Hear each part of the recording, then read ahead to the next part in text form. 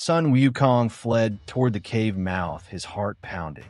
Just as freedom beckoned, from mighty marshals, Kong, Zhang, Yao, and Li, and two generals rose up to bar his path. "Monkey, where do you think you're going?" they roared. Trapped, the great sage panicked. With a frantic gesture, he shrank his golden staff down to a sewing needle and tucked it safely behind his ear, bracing for what came next. His enemies closed in. The great sage writhed, shook himself, and in a flash became a tiny sparrow, wings fluttering as he alighted upon a treetop, motionless, hidden among the leaves. The six brothers scrambled in every direction, searching high and low, finding nothing. The monkey's spirit escaped. The monkey's spirit escaped. They bellowed, voices thick with frustration. At that moment, Erlang arrived, Phoenix eyes blazing. "Brothers, where did you lose him?" The gods gestured helplessly. "We had him surrounded. Then he vanished." Erlang's piercing gaze swept the trees, and there, perched silent as a leaf, sat a sparrow. He smiled coldly. The great sage's disguise had failed. Folding away his divine form and setting aside his bow, Erlang prepared his counter. Erlang shook his body and transformed into a sharp-winged sparrowhawk, wings snapping wide as he launched himself upward strike. Sun Wukong saw the raptor diving toward him and felt his blood surge. In an instant he abandoned his sparrow shape, bursting into a great cormorant that soared skyward, dark wings beating against the clouds, fleeing the hawk's vicious talons. Erlang would not be outdone. His feathers bristled as he became a huge sea crane, climbing through mist and cloud to seize his prey. But the great sage pressed downward, plunging into a mountain stream, body rippling into a silver fish that slipped beneath the water surface. Erlang landed at the stream's edge and found no trace, only rushing water over cold stone. That wretch must have gone underwater, Erlang reasoned silently. He surely become some fish or shrimp. He transformed once more into a fish-eating osprey, drifting low over the downstream current, riding the wind above the waves, patient as death itself. Beneath him, the great sage swam lazily along, a fish among fishes, until a strange shape caught his eye above. The great sage studied the bird. It looked like a blue sparrowhawk, but lacked the blue plumage. It resembled an egret, yet bore no crest. It might be a stork, but its legs were not red. "That's no ordinary bird," thought Wukong. "That must be Erlang, transformed and waiting for me." He turned sharply, flicked his tail, and sped away through the water in a flash of silver. Erlang saw the fleeing fish and knew.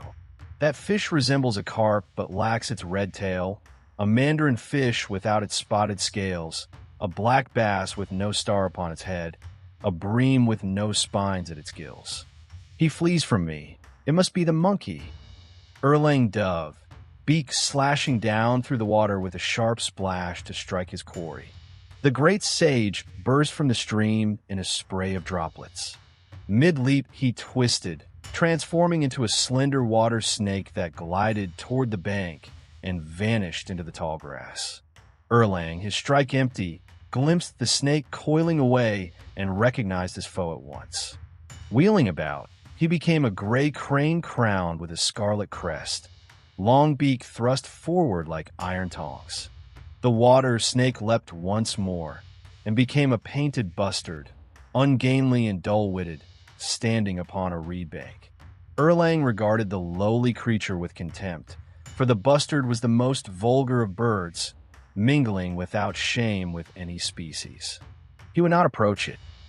Resuming his true form, he seized his pellet bow, drew it taut, and loosed a stone that struck the bird square.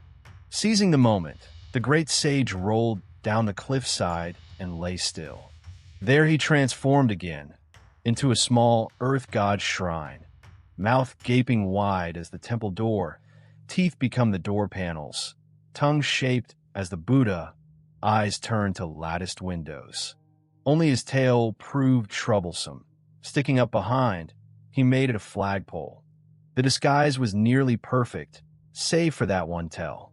Erlang descended to the cliff base and found no fallen bustard, only a tiny shrine. He opened his phoenix eyes wide and looked closer. The flagpole stood at the back. He laughed. It's that ape, trying his tricks again. I've seen many a temple, but never one with a flagpole out back. If I step inside, he'll snap me up. I won't fall for it. Let me smash those windows first, then kick down the door. The great sage heard it all and felt cold dread. How ruthless! The door is my teeth, the windows are my eyes. If he smashes my eyes, knocks out my teeth, what then? With a sudden tiger's leap, he vaulted back into the sky and vanished once more, leaving only empty air where the shrine had stood. Erlang stared, stunned. The wretch turned into a temple to fool me, and just as I closed in, he slipped away. Strange, strange. Erlang searched in every direction, but his quarry was gone. The 4 marshals and 2 generals gathered around him. Brother, have you caught the great sage? Erlang could only laugh bitterly. That monkey made himself into a temple to trick me. Just as I was about to smash his windows and kick down his door, he leapt away and left no trace. Everyone stared in amazement, scanning the empty horizon. Stay here and keep watch, Erlang commanded. I'll go up and search for him. He leapt into the clouds. High above stood Li Tianwang holding aloft the demon-revealing mirror with Neza at his side. Tianwang, have you seen the Monkey King? Erlang called. He hasn't come this way, the Heavenly King replied. But my mirror tracks him still. Erlang recounted their duel of transformations and the temple trick. Li Tianwang raised the mirror toward every quarter, then laughed. True Lord, quick, quick! That ape has cast an invisibility spell, slipped through our siege, and fled toward your own Guanyin. Erlang seized his blade and raced home. But the great sage had already arrived. Shaking himself, he took on Erlang's very appearance, descended through the clouds, and strode into Erlang.